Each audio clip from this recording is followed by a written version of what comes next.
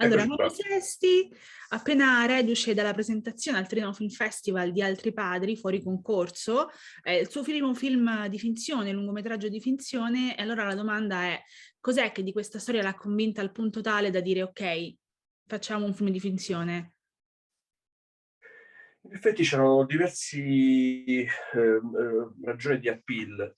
Uno, c'era la possibilità di riscrivere il copione, che in realtà è di Gianluca Cerasola, che è anche il Sì. produttore, dandogli anche una forma di cinema che così per l'esordio alla finzione mi sembrava interessante affrontare come il melodramma e il noir, quindi la storia di un amore molto contrastato e allo stesso tempo il film ha la struttura di un noir, di un thriller praticamente, con uno scioglimento, un colpo di scena alla fine.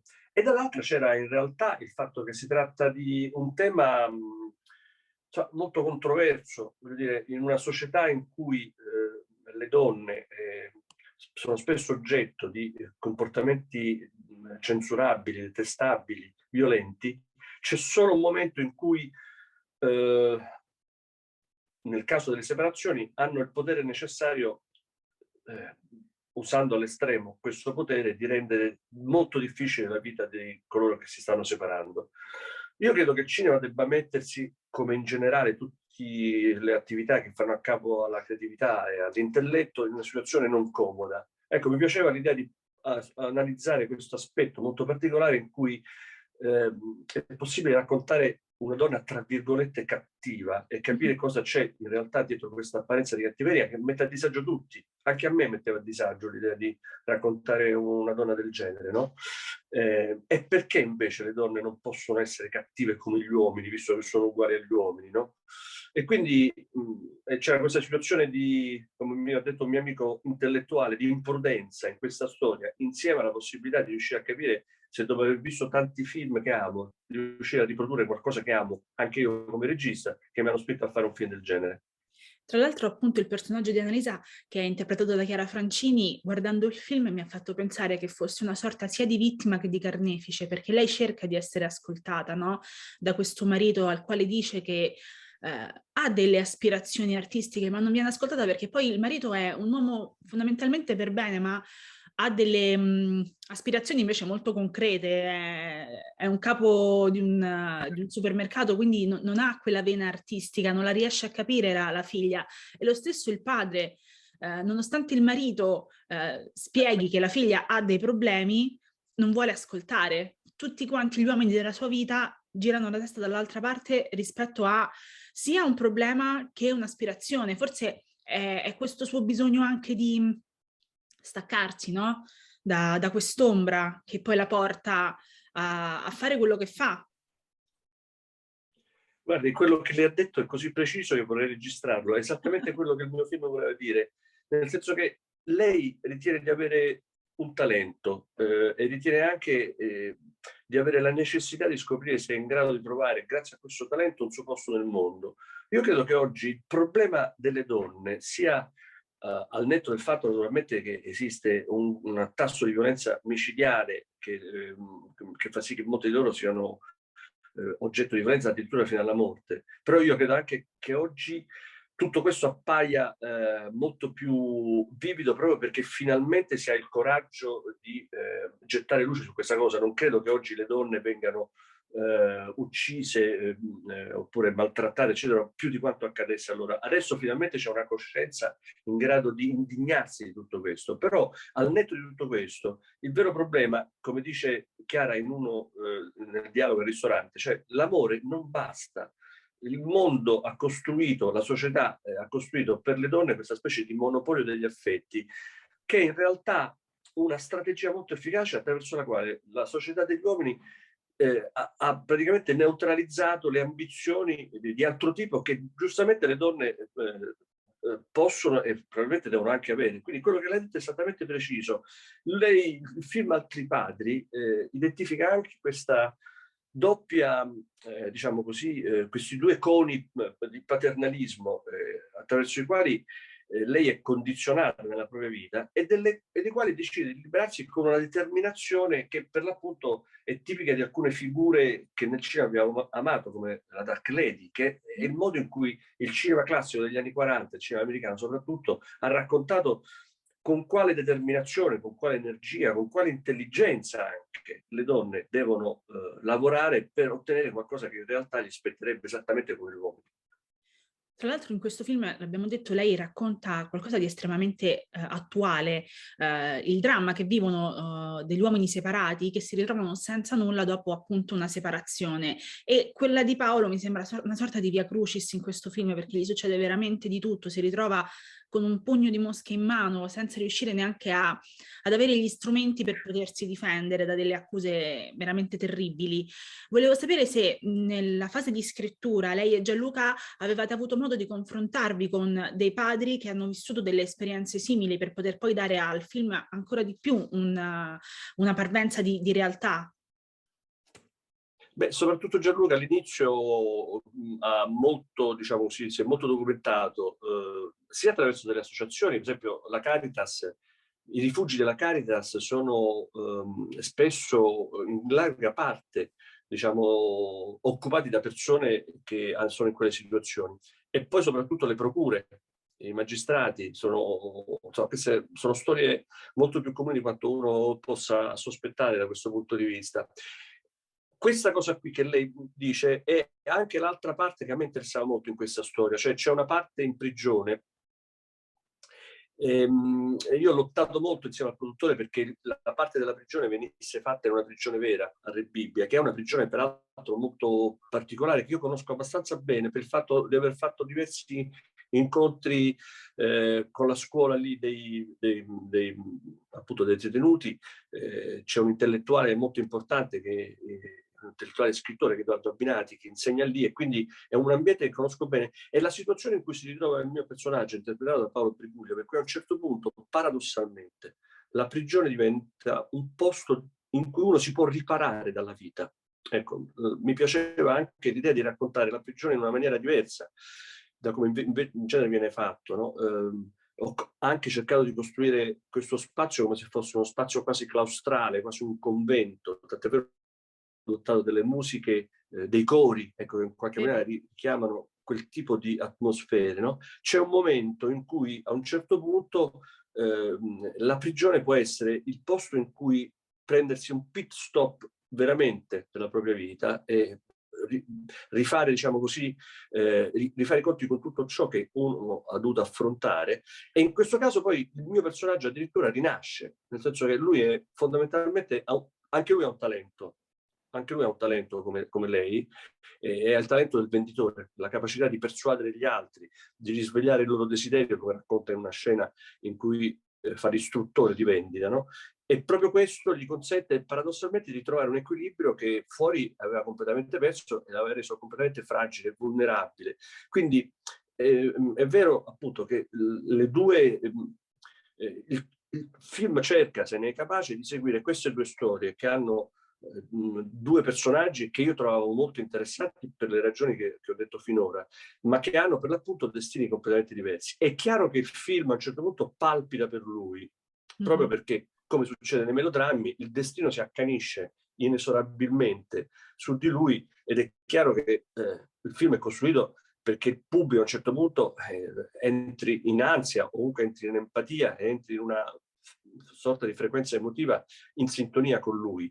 Però si apre, come ha detto lei per l'appunto, innanzitutto mostrando, cercando di capire e di condividere col pubblico le sensazioni di lei, le sensazioni del personaggio femminile, che per l'appunto una persona che crede di avere una creatività, crede di avere il diritto di inseguirla, e a un certo punto capisce che solo la sua determinazione e per certi versi anche un po' la mancanza di scrupoli, come accade appunto ad Accaledi, può riuscire a spingerla a ottenere ciò che sogna.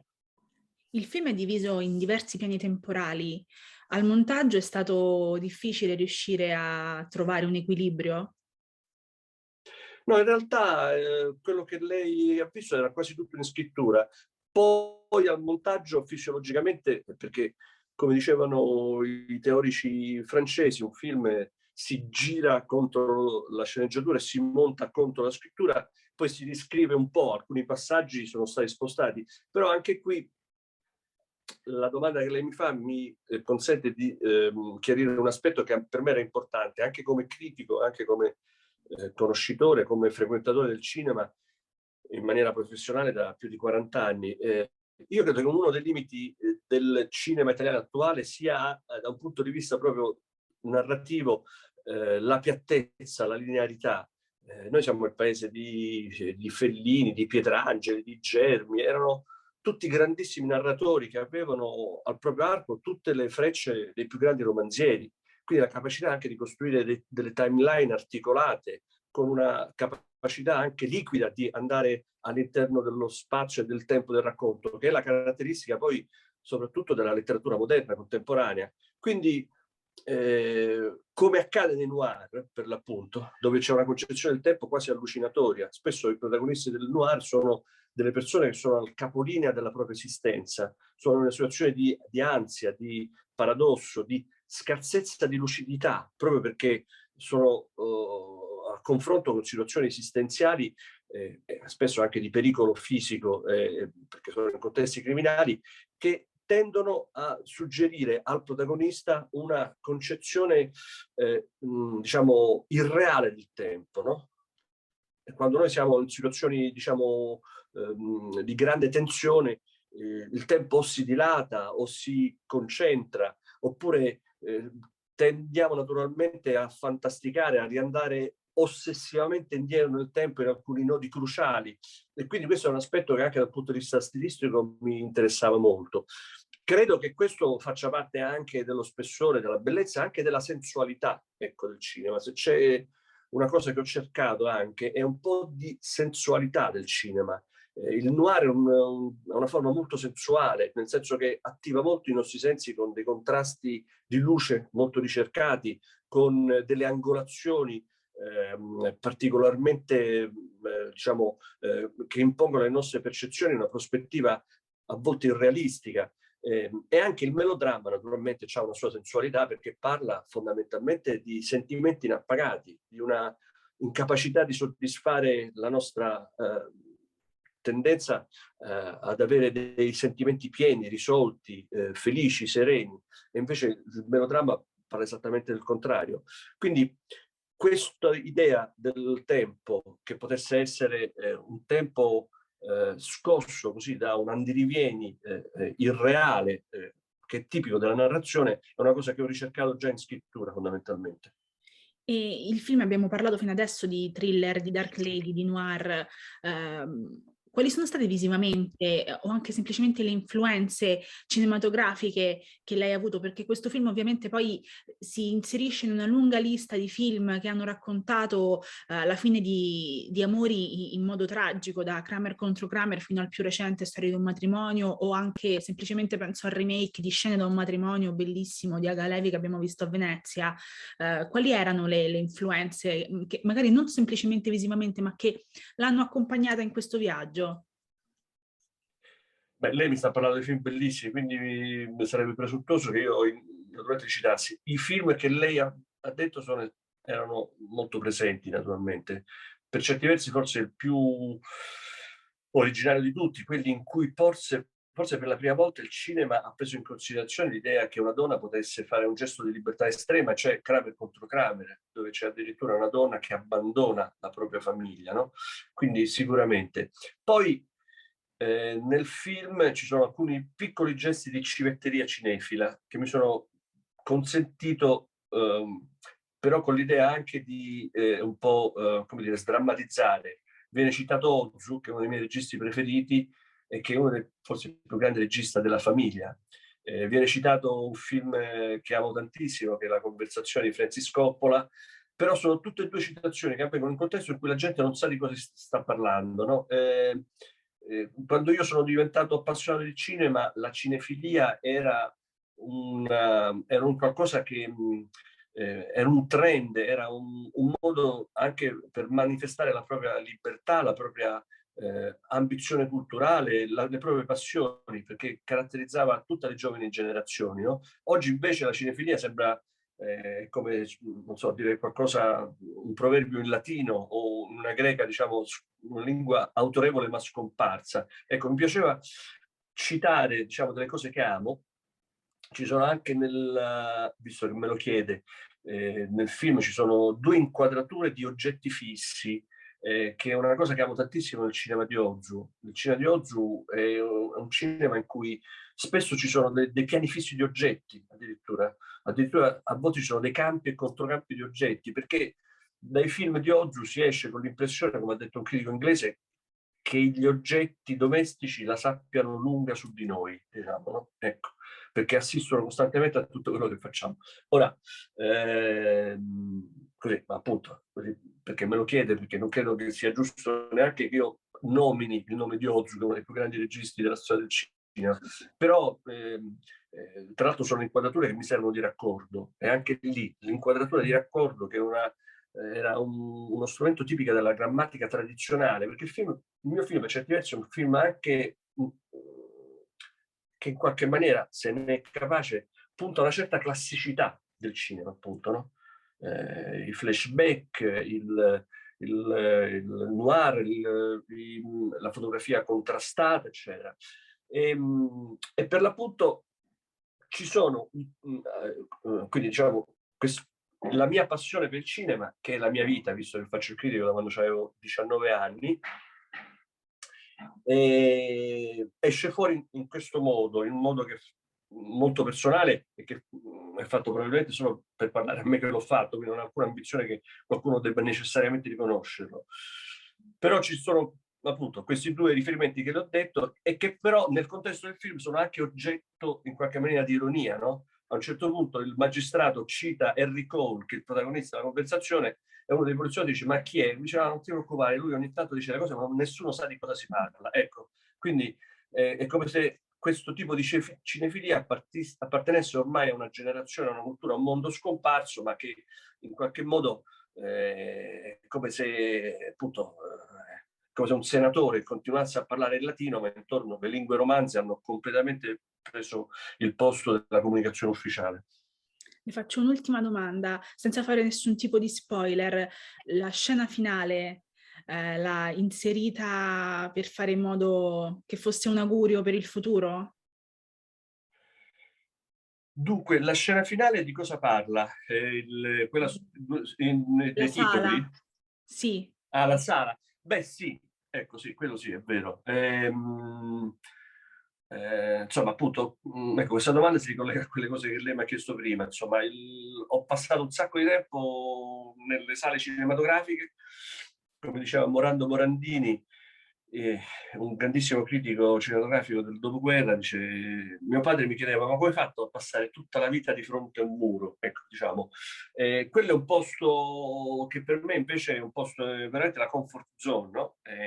Lo è stata da quando ero adolescente e lo è tuttora che ho più di 60 anni, quindi mi piaceva l'idea che nel cercare di tratteggiare una situazione di equilibrio, di serenità, di armonia finalmente del protagonista con i propri figli e quindi con ciò che resta della propria famiglia, tutto questo accadesse nel posto che per me è il posto appunto in cui uno sta bene fondamentalmente, il posto del benessere, del proprio corpo e della propria mente, che è un cinema esattamente.